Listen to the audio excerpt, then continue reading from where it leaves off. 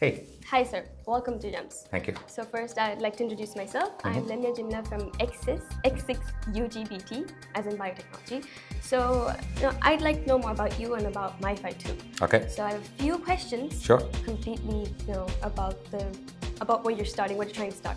sure. Okay. All right. So who is MiPhi?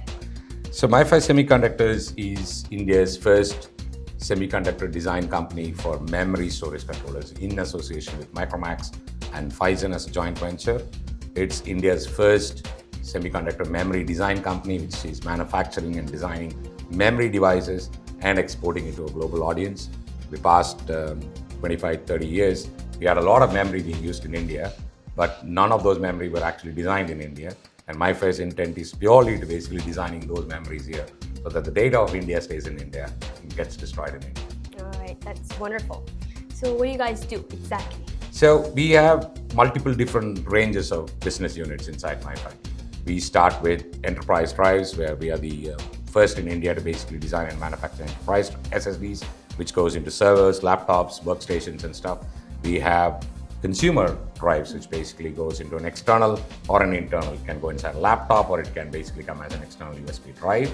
We also have pen drives and stuff. We have a lot of automotive and industrial grade eMMC UFS, which are embedded micro semiconductor chip memories, which basically goes into cars and your electronic devices that you're seeing, your TVs, your set-top boxes and Starts stuff. from something really small to something big. Yes, and we also have our own unique memory chips that we actually use to AI augmentation, and where we bring down the cost of GPUs considerably. So that's an AI adaptive technology that we are so proud of.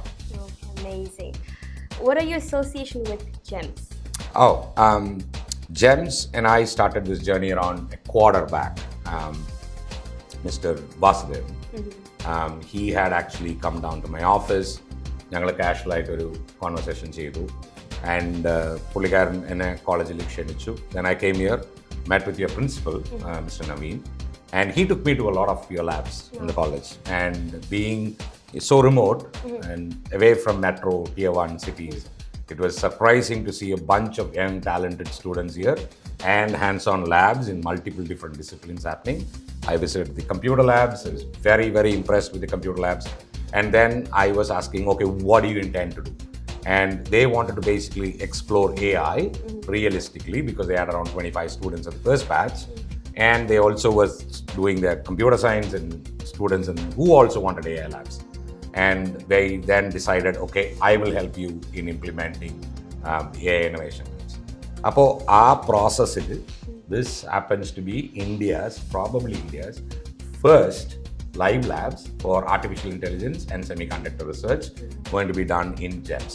അപ്പോൾ ഇതിൻ്റെ intent എന്താണെന്ന് വെച്ചാൽ, ഒന്ന്, academically students get theoretical knowledge, but their practical exposure is very low. ഈ new education പോളിസിയിൽ honourable prime മിനിസ്റ്ററിൻ്റെ വിഷനും കൂടി AI has to be brought to every lower levels of the student community. Unless the skill is developed, India is going to be always catching up on AI. The power that India possesses on software development is going to be cut short, because AI is going to be replacing a lot of those things, and our training into AI becomes very critical. അപ്പോൾ ഈ skill development നമ്മൾ കറക്റ്റായിട്ട് കൊണ്ടുവന്ന് പ്രാക്ടിക്കലായിട്ടുണ്ടെങ്കിൽ in the next 10 to 15 years, I believe India can become number one in the AI race in the world. So, who do you think needs to be joining these courses? You can actually split this into 3 or 4 divisions, right?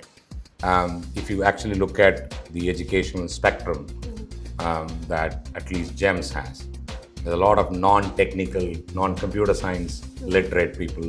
There are a bunch of computer science literate people, but who are not exposed to the other fields. What AI intends to do is bridges all these gaps out.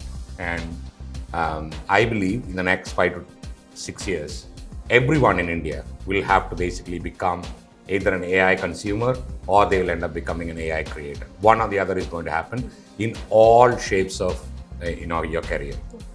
Be it biotech, be it pharma, be it fintech, be it computer science. AI is going to come here, and it's going to create an ecosystem where you will end up becoming an AI addict in one way, shape or form, because it makes life much easier. So the way we look at it is, I believe, obviously all the computer science, physics, biotech, and the people who want to do deep learning, machine learning, and AI together will have to basically come and get used to these classes. When you are not computer tech savvy, the initial courses basically help you to understand and use AI more effectively. So one of the biggest pitfalls of AI is that AI allows you to make things easier, but the data you share is also going to be shared with other people. So the way we have set up the GEMS lab is that the data that you're going to be giving into the AI here is not going to be shared outside of GEMS. It's going to reside inside the GEMS laboratory, making it an absolute secure on-prem solution where your data is very safe, right?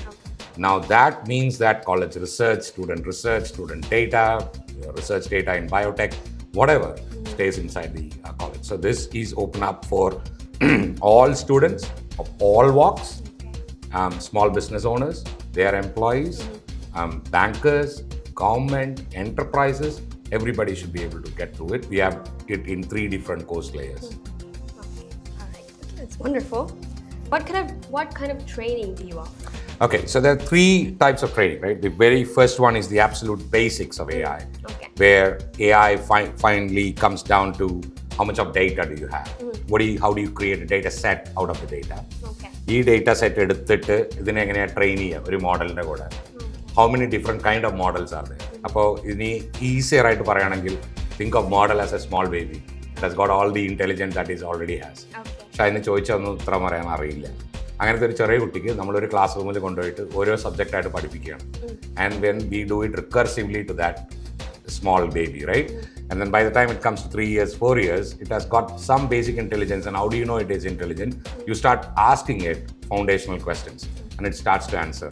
Then it becomes a student like you where there's so much of knowledge pumped in and you're trained that you can talk about biotech, you can talk about projects, which means you're a much more fine-tuned model than what you were 10 years back. So the models have to be continuously trained. So we give them that training capability. So you just give them questions? We give them the data. Think it as a class book that comes to your classroom. And then a teacher is actually training you to understand what is being taught. The structure is the same, but more is being fed into your brain, right? And then there's a quarterly test or a monthly semester, whatever that you call it, just to test how much of it have you actually gained. Oh, that's when you ask the question. Correct. And then just before the exam starts, you would actually go and take a reference or something. We call it fine-tuning. So there's a foundational training, there's a fine-tuning, and then the question answer is called inference, right? Once you're inference, then you use the knowledge that you have gained to create something new. And that is all Gen AI, agentic AI, and all of those things. So that from creation of the foundational data set all the way to an agentic AI application development in complete programmatic skills included is covered in the program. Okay, so you divide them into like different... Correct. The entry session is for people to get used to what is AI. And then it goes into an intermediate session where they understand how to do different pieces of the AI functionality. The third one actually goes into much depths of it, which goes for a quarter, 3 months, where the student will have to basically go through end-to-end of understanding what model to choose, for what kind of purpose applications, how do you write an application, how do you write a basic AI model in itself. And then they come out as an AI creator, not a consumer, right? They would understand everything about AI in its ecosystem. What is the future for MiPhi? MiPhi has started doing pretty well. So we have now gone international. MiPhi is available right now in Dubai. And we hope to expand its base much wider. And so I'll be building up a big team in Dubai. The team in Bangalore, the R&D team is now getting expanded. So we are now moving into a brand new facility. There's a team that is coming up in Chennai. That is also actually growing very big. I will have a lot of R&D labs pan-India in select institutions, so which means my R&D will get exposed there as well. I think I'm the right space at this point of time. It's probably another couple of years before I go big, very big. Okay, so it's like fast-paced right now. We are at an absolute bootstrap, crazy pace mode at this point. That's amazing. Okay, this is something I want to ask you personally. Okay, so since I'm a biotechnology student, so what do you think it would be for biotechnology and something like MiPhi? So we do projects for pharma, we do projects for fintech, we do projects for Indian space research, defense, enterprises, a lot of things, right? Okay. And more that I've traveled in the world, one thing is very, very clear. Every form of life uses AI, okay. Which technically means tomorrow, the future. I mean, if you actually rewind your own clock or my own clock 25 years back, if I had spoken to a biotech person and said, oh, there's going to be something called as computers on which you're going to be learning a bunch of these stuff, they would have probably laughed me out. Okay. But computers has become an existential situation for you, even in your education, yeah, right? AI will absolutely replace that in your system. So you will end up using a lot more AI to make your job done much easier. Okay. At the same time, you will have enough time to go and figure out a lot of other things where most of the time was done on clerical things. Mm-hmm. Those things will be done by AI. The hypothesis of what evolves from what would be done by AI, okay. And you will have enough time to basically go and figure out the rest of the stuff that AI can't do. And then you take that data, feed it to AI so that the next generation doesn't need to do even the things that you wanted to do. Okay. So it kind of hyper accelerates a product life cycle in biotech. So it is going to be open to everyone. My recommendation is that all of you guys at least go through the foundational course to understand, okay, this is AI. Okay. That helps. So with MiPhi, it's only going to get easier. I hope so. Okay, all right. Thank you. That's wonderful. All right, so it was a pleasure meeting you. Pleasure and honor is mine. You're so much generous with this, so it was nice having you here. And thank you so much for being here. Thank you. Thanks for having. Good luck, James.